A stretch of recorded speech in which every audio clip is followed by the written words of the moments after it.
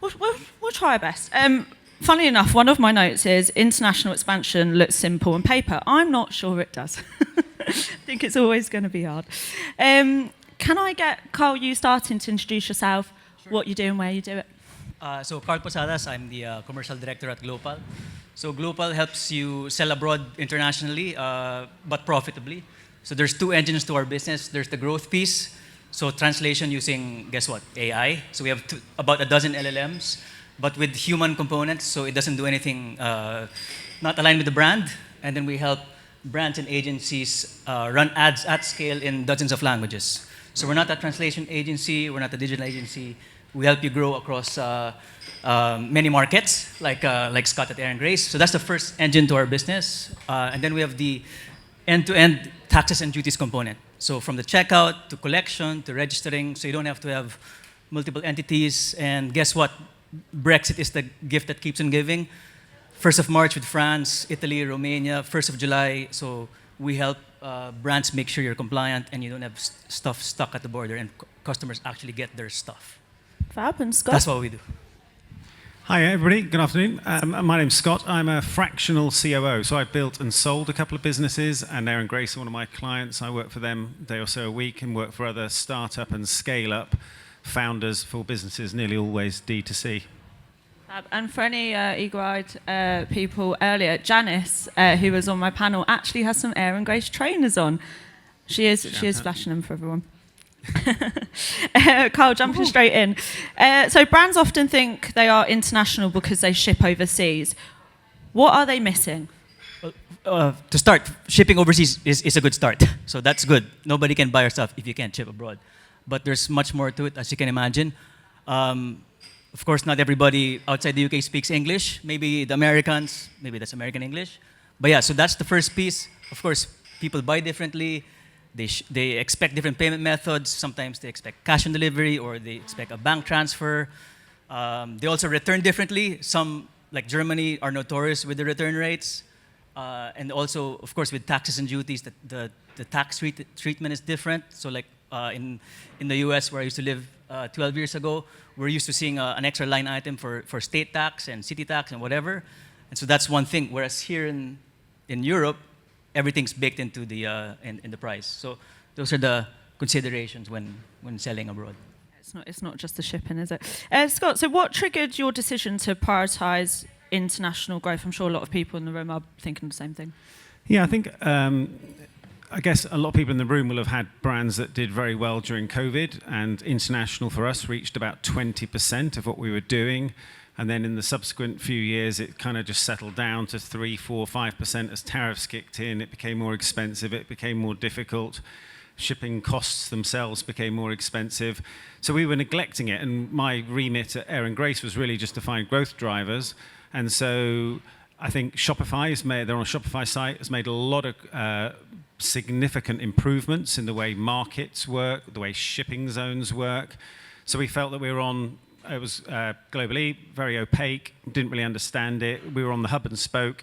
So we ripped that out and decided that we would go it alone and use Glopal to then put that in. So the real trigger was to focus on it. And the UK, let's face it, it's not exactly a bubbling cauldron of activity right now. This is very difficult to get growth directly just from the domestic market.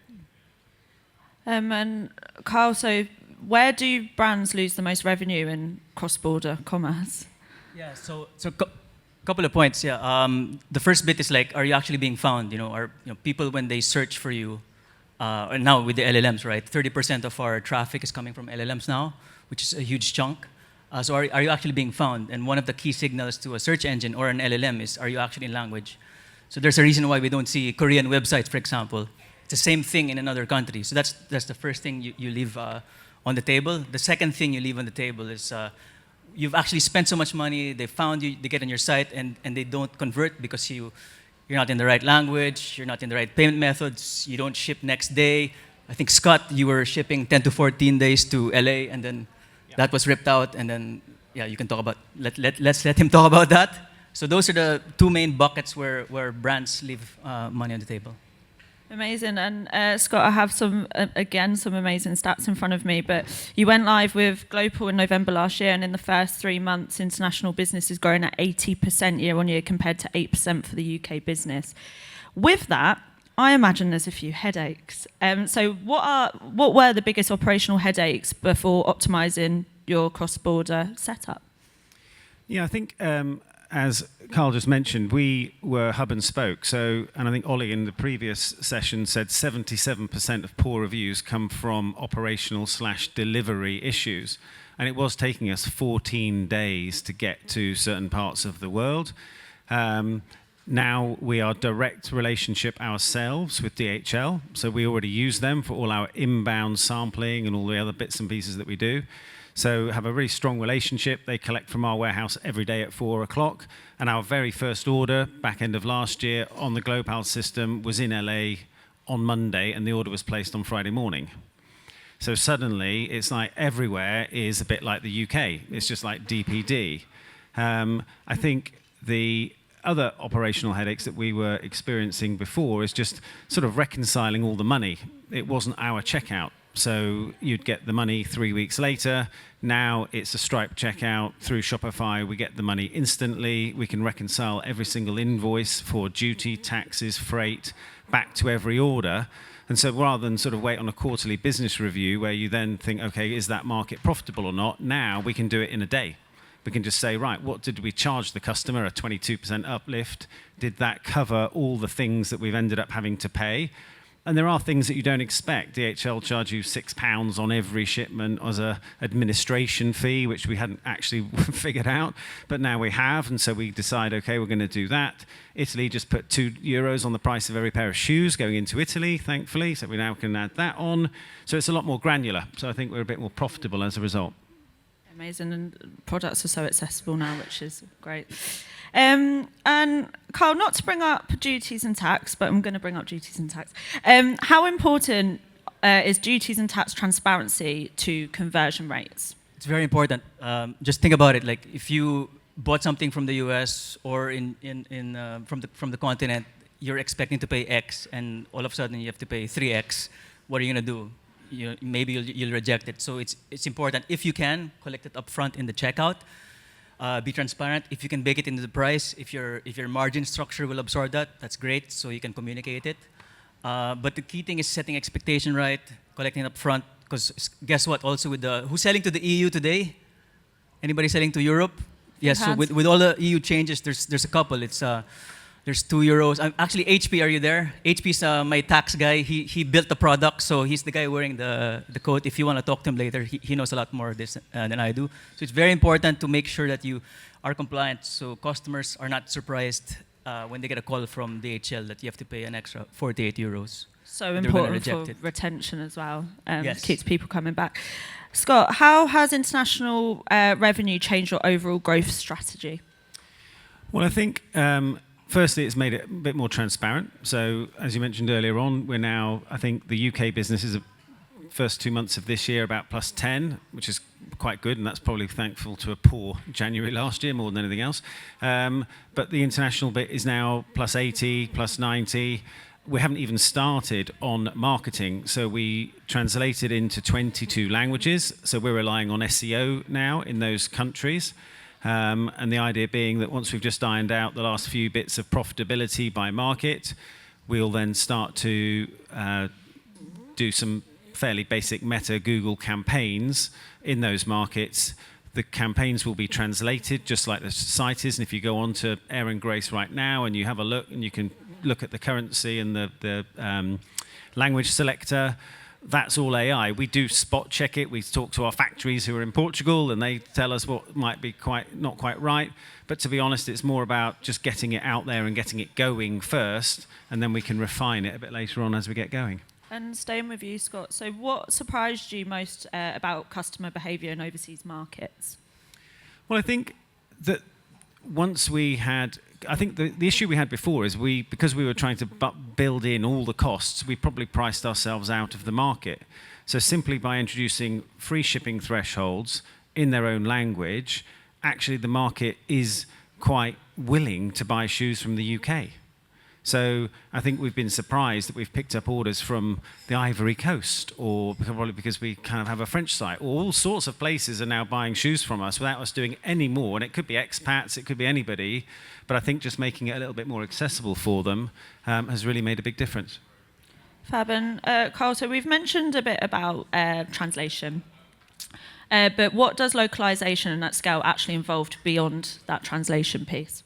Yeah, so taking a step back, so Glopal is a French company, so we have a lot of LVMH maisons, so Givenchy, Celine, Louboutin. Some big names. I hope I'm pronouncing it right.